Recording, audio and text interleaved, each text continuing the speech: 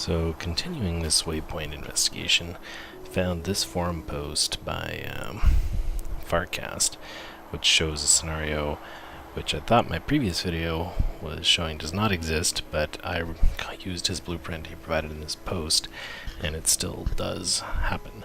So I think I figured out why, and I'm going to show that. What I've done here is taken his exact blueprint and expanded it to modify his middle column, which was causing the train to repath, and the only change I've made is moved this signal over by 4 tiles. The one that is being controlled by the circuit to turn off once the train is out of this block. So, or it turns off once the train is in this block, I should say. And then it turns off again to let the train through. But I'm going to show what happens here. So, let's turn on the editor. So we can pause and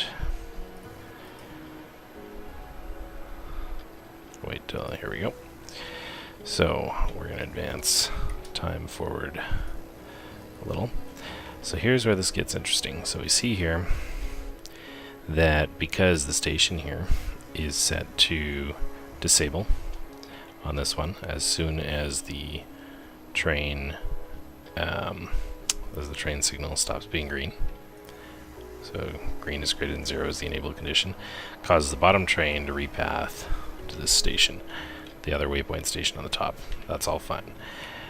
This one is set up for red equals 0, so it also disables, but not yet. So you'll notice that means it disables a little bit later.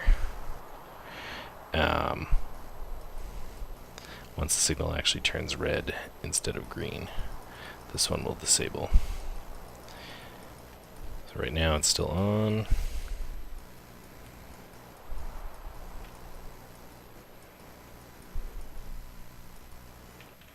And now all of them are off. So once the train is past that first signal, all of these waypoint stations have turned off. Just the question of when do they turn off? And how does that relate to the train braking distance determines what happens. But it also, it turns out, relates to where exactly the train is. And this, what this new top row I've added is going to demonstrate. So now you can see that the first train, the one that turned off the station earlier, before the train braking distance arrived at the station itself, repaths up to this north waypoint station. So that's fine. We won't look at that one anymore. Middle station here, and these other ones. So the second one from the bottom is the one that does something interesting in farcast's original video, and it's going to continue behaving like that. The train is going to come to a full stop, and then it's going to move up to the top station, and we'll look at why that happens in a second. Whereas this one up here is the train is, even though the only difference between these two is this signal turning red, the signal is even in the same place. This one is going to continue on straight to the bottom one, the bottom stop station, and this top one is also going to do that. And the only difference between that one and the one where the train does go through the waypoint is that this signal that makes it brake is shifted by 4 tiles. So let's step through it here a little more and see what happens. Also worth noting, all of the trains still show that the waypoint station is the next station in their GUI at this point. So let's step through it a little further. So let's go. So nothing exciting is happening yet. Okay, here we go. So this is the point where this one starts slowing down. Currently the top one still has not slowed down, and all of them still show waypoint station in their GUI. If we move forward just a little bit further, still the case, still showing. One more tick. So at exactly this point, I'm not sure how far in this is, but when the train looks exactly like this is when it changes its waypoint to the stop station, or it changes its next station that it's actually pathing to. So as long as you can turn off the waypoint station, or cause the train to repath via making it slow down, I guess is the correct thing, before it gets that far past the station, then it will not count as having passed the waypoint station, which is what's going to happen with this train. It's going to repath. Whereas this one, because nothing slows it down, is not going to repath. It's going to consider, or it has now considered, this disabled waypoint station to be passed, and moves on to the stop station. Whereas the top one is slowing down now, but let's see what happens with it. I'm just going to do this a little faster here.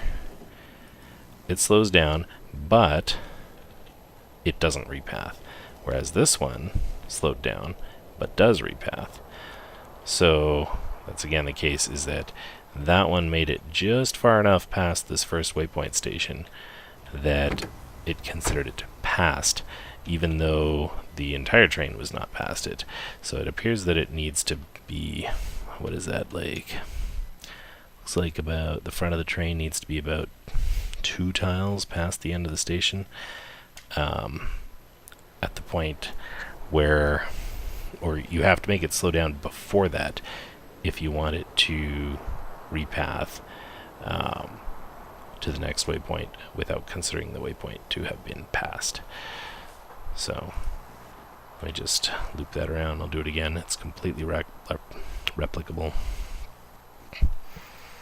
And if I move this signal even 2 tiles closer, I guess I can just demonstrate that.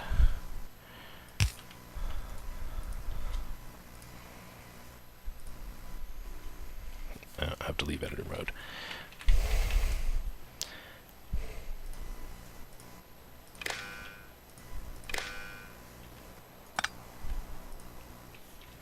If I move that even just 2 tiles closer like this, the train is going to repass, so the behavior will change.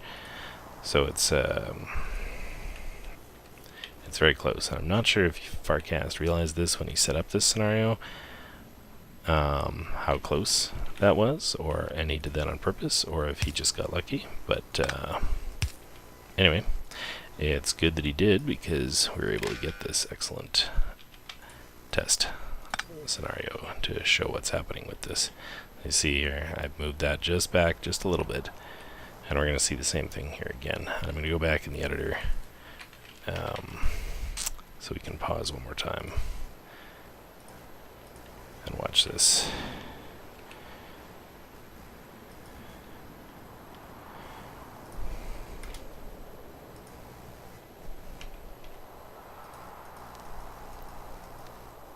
So let's see here.